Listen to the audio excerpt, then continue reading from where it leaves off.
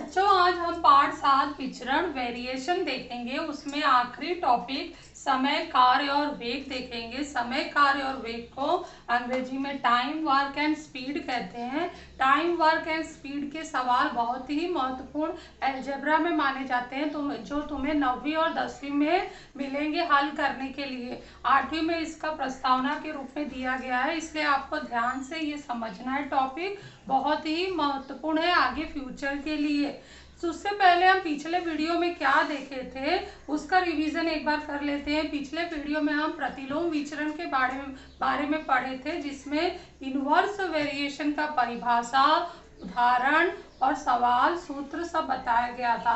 तो अगर हम देखें तो प्रतिलोम विचरण का परिभाषा ये है कि जब दो संख्याओं में पहली संख्या बढ़ती हो और दूसरी संख्या उसी अनुपात में कम होती हो, एक बढ़ रही है और दूसरी कम हो रही है उसी अनुपात में, तो इन दो संख्याओं को हम कहते हैं किस विचरण में है। विचरण हम जानते हैं दो प्रकार के होते हैं, एक प्रत्यक्ष और एक प्रतिलोम विचरण। तो ये बढ़ना और कम होने वाला संबंध अगर मिल जाए तो ये दोनों भी संख्या प्रतिलोम विचरण में होती है, ऐसा हम कहते हैं। इस पर आधारित अगर तुम्हें उदाहरण दैनिक जीवन के देने हो तो कौन कौन से देंगे।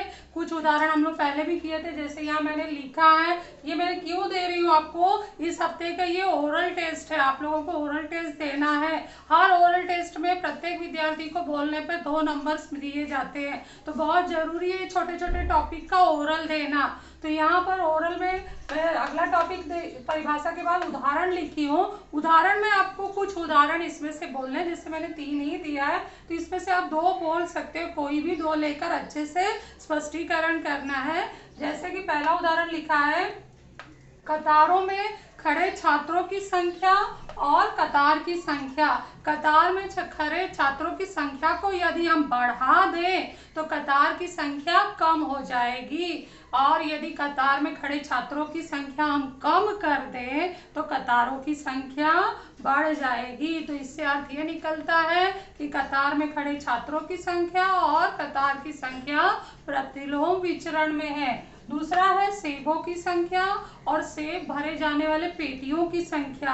एक पेटी में जितने हम सेब भरते हैं उस सेबों की संख्या बढ़ा दें तो सेब रखे जाने वाले पेटियों की संख्या कम हो जाएगी, और यदि पेटी में रखने वाले सेबों की संख्या को कम कर दें तो पेटियों की संख्या बढ़ जाएगी। तो इससे अर्थ निकलता है कि सेबों की संख्या और सेब रखने वाले पेटियों की संख्या में प्रतिलोम विचरण है। किसी कार्य को पूरा करने के लिए मजदूरों की संख्या और कार्य पूरा होने में लगने वाले दिनों की संख्या, मजदूरों की संख्या और दिनों की संख्या। यदि मजदूरों की संख्या हम बढ़ा दें तो वह कार्य कम दिन में पूरा हो जाएगा, और यदि मजदूरों की संख्या कम कर दें तो वह कार्य पूरा होने में अधिक दिन लगेंगे। तो इससे अर्थ ये निकलता है मजदूरों की संख्या और दिनों की संख्या में प्रतिलोम विचरण का संबंध है।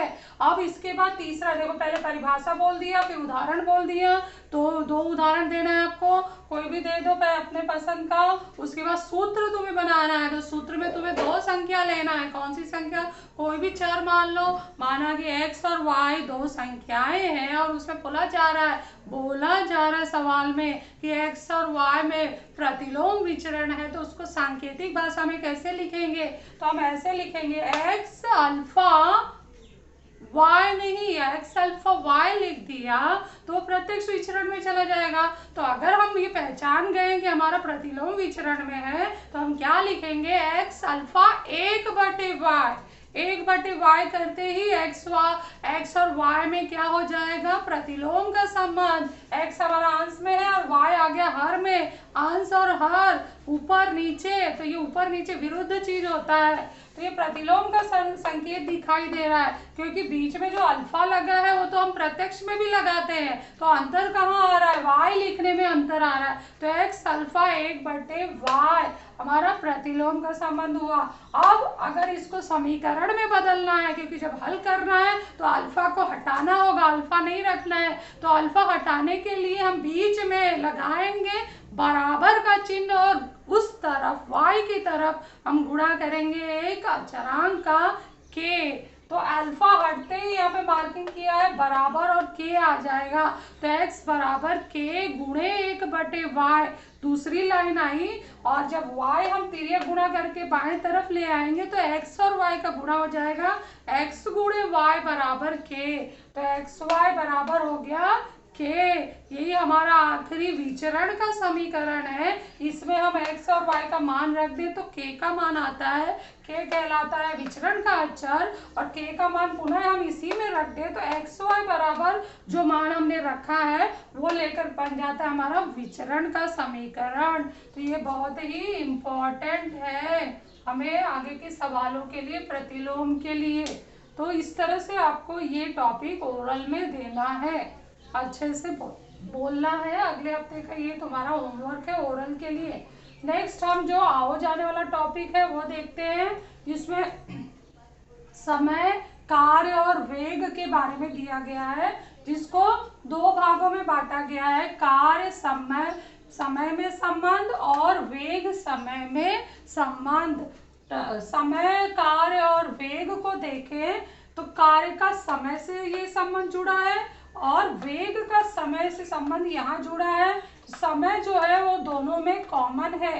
तो कार्य समय लेकर उदाहरण क्या बनता है कि किसी निर्माण कार्य को पूरा करने के लिए मजदूरों की संख्या और कार्य पूरा होने में लगने वाले समय में प्रतिलोम विचरण होता है। जैसा कि हमने अभी मजदूरों की संख्या और दिनों की संख्या में देखा कि जैसे कोई कार्य पूरा करने में मजदूरों की संख्या बढ़ा दो तो कार्य जल्दी पूरा हो जाता है, मजदूर बढ़ा रहे हैं तो समय कम लग रहा है।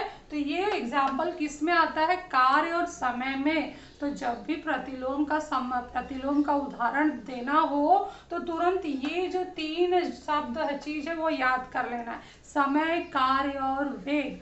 और फिर जो समय चीज है वो दोनों में कॉमन है, कार्य के साथ समय और वेग के साथ समय। कार्य से समय का प्रतिलोम का संबंध है, उसमें हम उदाहरण ये दे सकते हैं मजदूरों की संख्या और समय। मजदूरों की संख्या बढ़ा दो तो समय कम लगता है। इसके लिए वो हल करने के लिए एक उदाहरण पेज नंबर 39 टेक्स्ट बुक पर दिया है, वो हल कर लेना है। नेक्स्ट हम वेग समय, speed and time, work and time, speed and time में संबंध बताया है।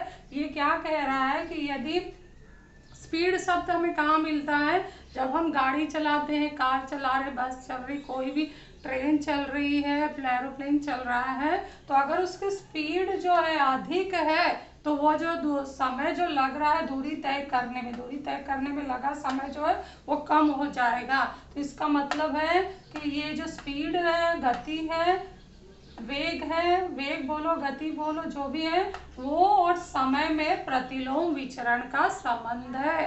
तो जैसे जैसे हम स्पीड ज़्यादा बढ़ाएंगे कम समय में वो दूरी तय कर लेंगे।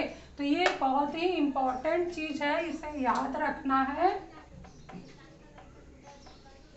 कार्य समय और वेग समय में क्या संबंध है, यहाँ सिर्फ संबंध लिखा गया है और इससे संबंधित उदाहरण पेज नंबर 39 पर दिया गया है, उसको हल कर लेना है। समझ के बहुत आसान है, अच्छे से समझाया गया है। इसके बाद हम प्रश्न संख्या 7.3 शुरू करते हैं, जिसमें क्वेश्चन 1 जो है इस साल के लिए कैंसिल किया गया है, क्योंकि हम जानते हैं लॉकडाउन लगा हुआ है तो पोर्शन कम किया गया है।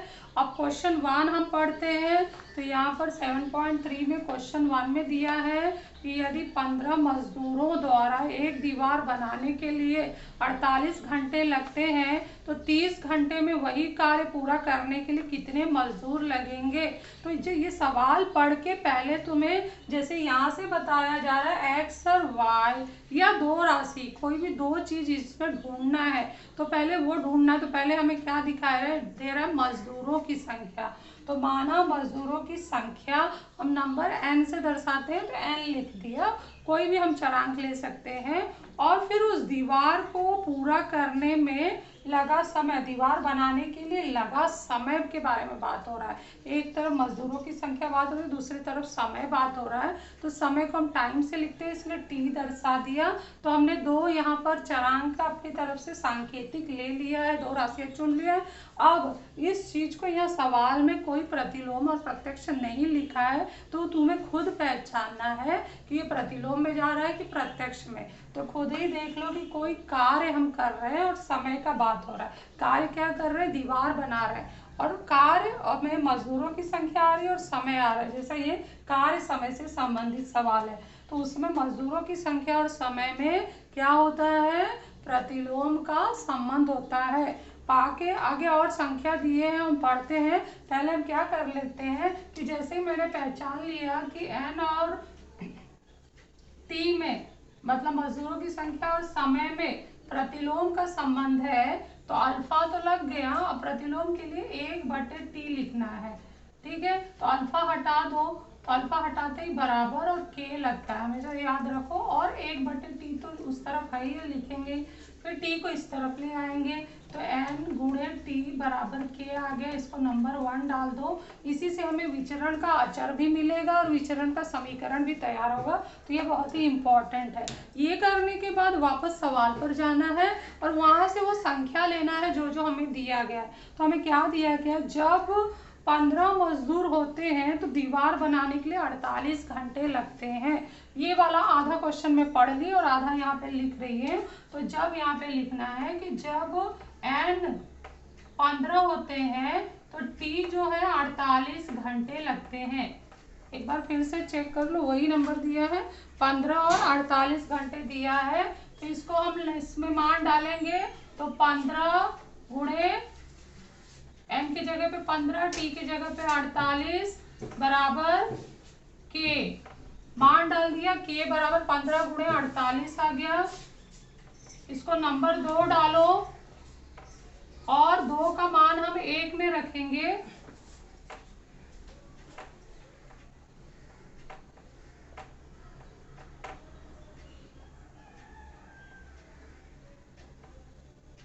एक में रखते ही यहाँ पर n गुणे t बराबर 15 गुणे 48,